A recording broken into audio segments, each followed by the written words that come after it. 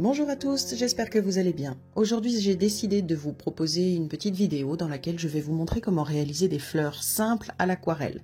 On n'est pas du tout dans l'hyper-réalisme comme je fais d'habitude avec mes portraits animaliers. Là, on est plutôt dans le lâcher-prise.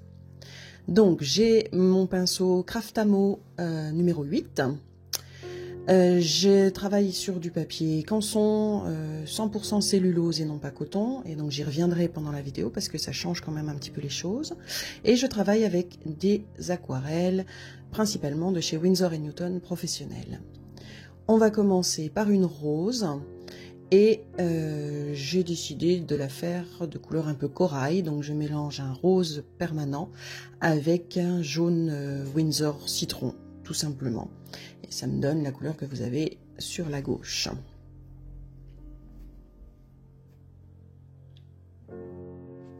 Alors, pour faire une rose, on commence par prendre le pinceau vraiment presque à la verticale de façon à être sur la pointe des poils du pinceau, et on fait des petites marques qui seront le centre de la rose, des petites marques en cercle comme vous pouvez le voir.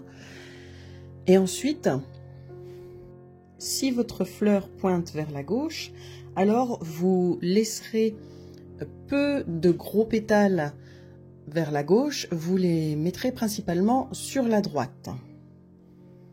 Et ensuite, c'est une question de faire des coups de pinceau en forme de C. On laisse toujours du blanc pour donner des lumières dans les pétales, entre les pétales. C'est ce qui va faire qu'on a l'impression d'avoir vraiment des pétales et pas juste des coups de pinceau.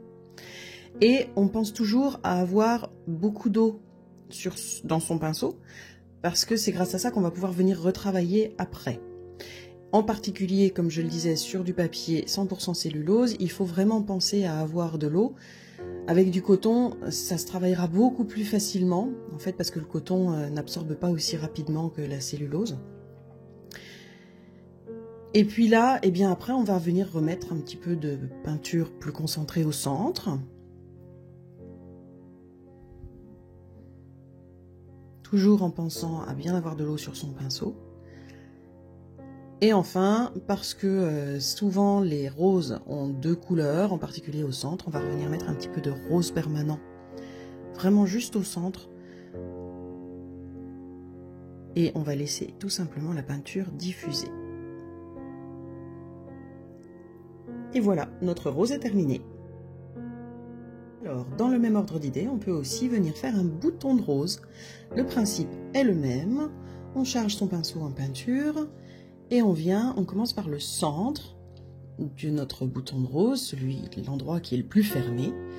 Là, on reste un petit peu à plat, mais rien ne vous oblige de le faire un peu plus pointu. C'est vraiment vous qui décidez. Et on vient faire les pétales qui ne sont pas encore ouverts en faisant une petite forme ovale en dessous.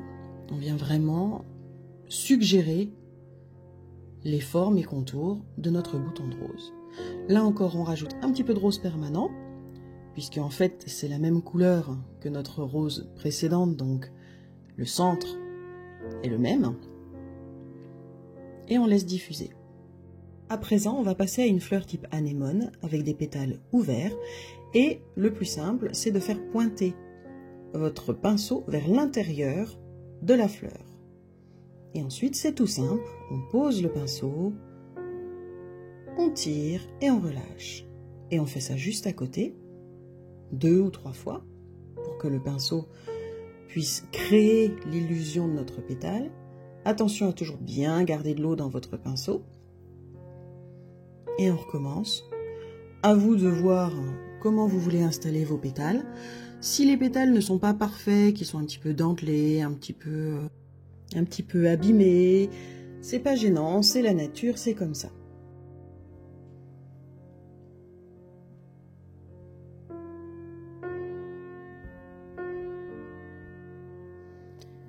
Et puis pour le dernier pétale, là j'ai réfléchi à quelle forme j'allais lui faire et finalement j'ai décidé que ce serait une fleur qui pointe vers la droite. Donc je fais simplement un pétale en forme de C. Et il n'y a pas besoin de plus. Je viens vérifier que j'ai toujours de l'eau correctement sur tous mes pétales, de façon à pouvoir travailler toujours dans l'humide. Et je vais aller chercher de l'indigo afin de faire le centre de ma fleur.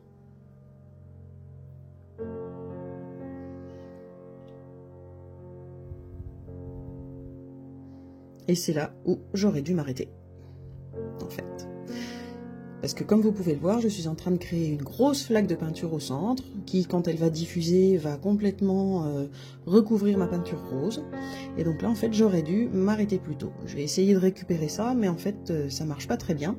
Et donc, c'est promis, à la fin de la vidéo, je vous refais une anémone qui est bien plus jolie et pour laquelle la diffusion se fait mieux parce que j'ai été moins gourmande, tout simplement.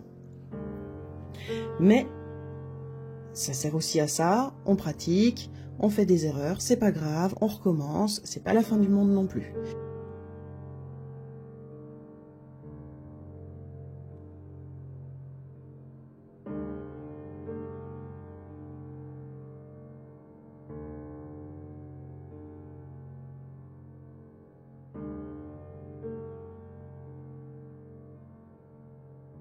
Alors là, c'est promis, en fait, vous n'avez pas vu toute la fleur jaune, mais j'ai eu des soucis en filmant, donc je vous en refais une à la fin de la vidéo, promis. À présent, je vais vous montrer une pivoine. On commence par un gros pétale bien rond, à côté duquel on va faire un autre gros pétale bien rond. On pense toujours avoir pas mal d'eau dans son pinceau. Et autour de ces gros pétales, on vient rajouter un ou deux pétales en dessous, toujours la forme de C qui revient, toujours. Et on vient faire des petits C, toujours, autour de nos gros pétales bien ronds.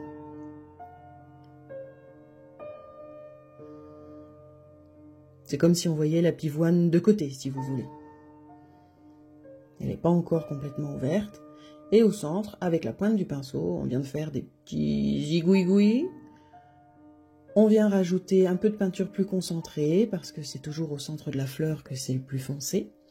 De même que au bas de la fleur, puisque c'est là, si on voulait mettre une tige, qu'elle viendrait se poser. Et donc, c'est là qu'on aurait certainement aussi une couleur plus foncée.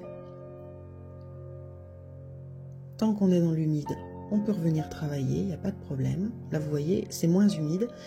On voit tout de suite mon coup de pinceau. C'est pour ça que je remets de l'eau. Je trouve que le bas de ma fleur n'est pas assez foncé, donc je rajoute un peu de peinture. J'attends simplement que la flaque d'eau créée se décante un petit peu avant de rajouter ma peinture. Et on laisse sécher. On va aussi faire un petit peu de verdure, des petites choses qui permettent de remplir un bouquet par exemple. Alors là c'est très simple, on travaille avec la pointe du pinceau. N'hésitez pas à travailler avec votre bras plus qu'avec votre main ou votre poignet pour arriver à faire des traits fins. Et puis là après c'est vraiment vous qui décidez de la forme que vous souhaitez donner à votre verdure, à vos petites tiges. Comme vous pouvez le constater, il n'y a pas vraiment de modèle. Je fais ça au petit bonheur la chance, comme ça me convient. Et puis au bout de ces petites tiges, alors vous n'êtes pas obligé, mais vous pouvez, je vais rajouter des petites taches du même jaune que cette fleur, simplement parce que ça fait comme des petites graminées, donc pourquoi pas. Ça peut servir dans un petit bouquet, à rajouter un petit peu d'intérêt.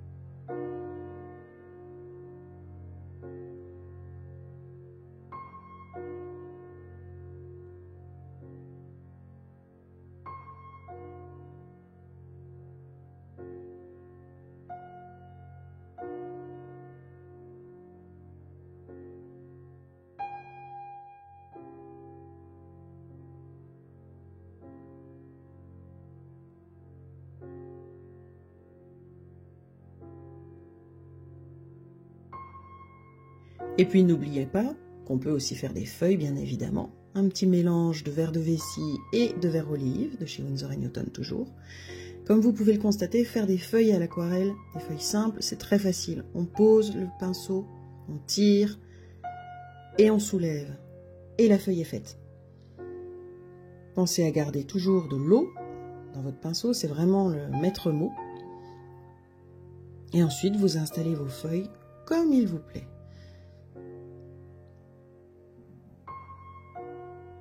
Là, mon trait est un petit peu plus épais, mais ça ne me dérange pas, c'est pas grave.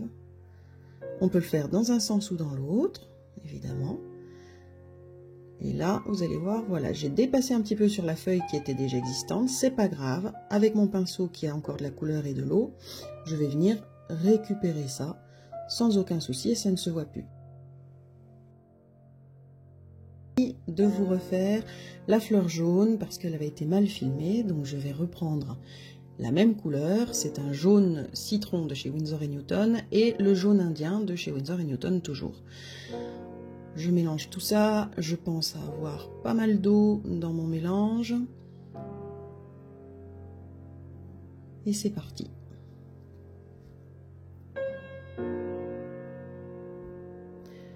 Le pinceau dirigé vers le centre de la fleur, je pose, je tire, je soulève, je pose, je tire, je soulève. Et je viens vérifier que ma peinture est bien également distribuée sur mon pétale. Je pose, je tire, je soulève.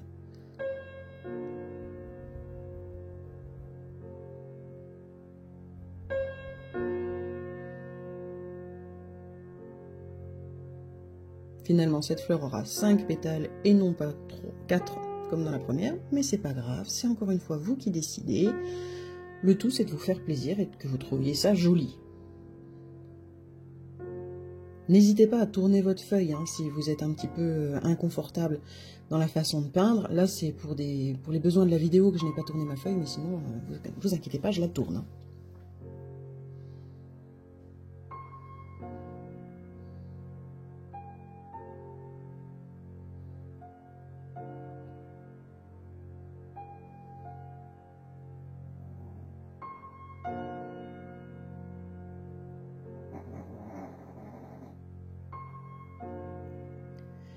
Au centre, je vais rajouter un peu de jaune transparent, de même que sur les bords des pétales. Alors ça, c'est quelque chose qu'il ne faut faire que quand c'est encore mouillé. Et d'ailleurs, en bas à droite, là, vous verrez que je n'y touche pas tout de suite parce qu'il y a une flaque de peinture. Donc, je vais attendre qu'elle s'imbibe un petit peu dans le papier avant de venir travailler dessus. Voilà. Et puis, on vient après donner un petit peu de relief aux différents pétales en rajoutant un petit peu de peinture ici et là. On fait vraiment qu'effleurer le papier avec le bout du pinceau et ça suffit à venir déposer un petit peu de pigment orange. Et puis je trouvais que le cœur de ma fleur n'était pas assez foncé, alors je suis venue rajouter un petit peu de terre de sienne brûlée.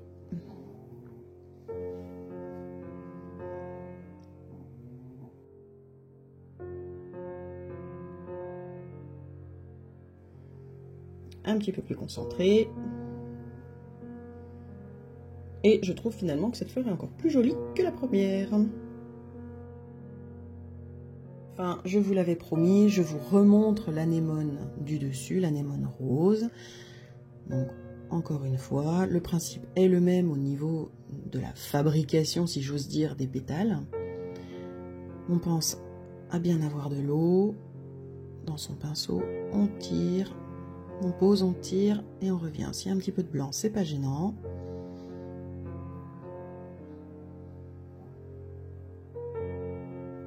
Si le pétale n'est pas parfait, c'est pas gênant.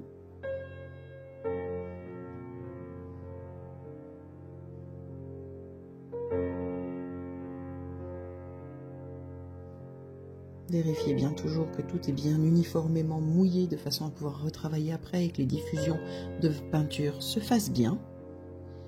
Encore une fois, sur papier coton, 100% coton, c'est beaucoup plus facile à faire. Sur papier 100% cellulose, ça demande un petit peu de technique, mais ça se fait aussi. Voilà, là je trouve que mon rose est très joli et je vais aller rajouter mon indigo. Mais cette fois-ci, je vais être un petit peu plus douce que la première fois.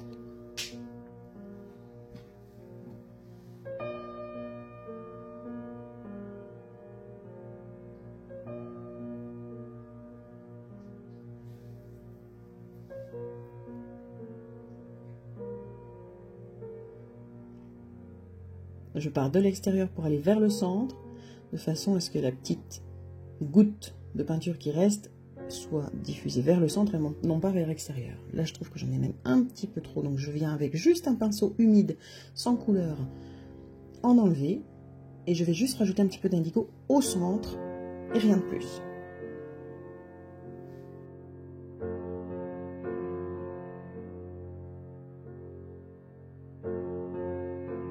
Voilà, cette vidéo touche à sa fin, j'espère qu'elle vous a plu, merci beaucoup de l'avoir regardée. Si vous avez des commentaires, n'hésitez pas à les faire sous la vidéo. Et moi, je vous dis à bientôt pour une nouvelle vidéo. Au revoir.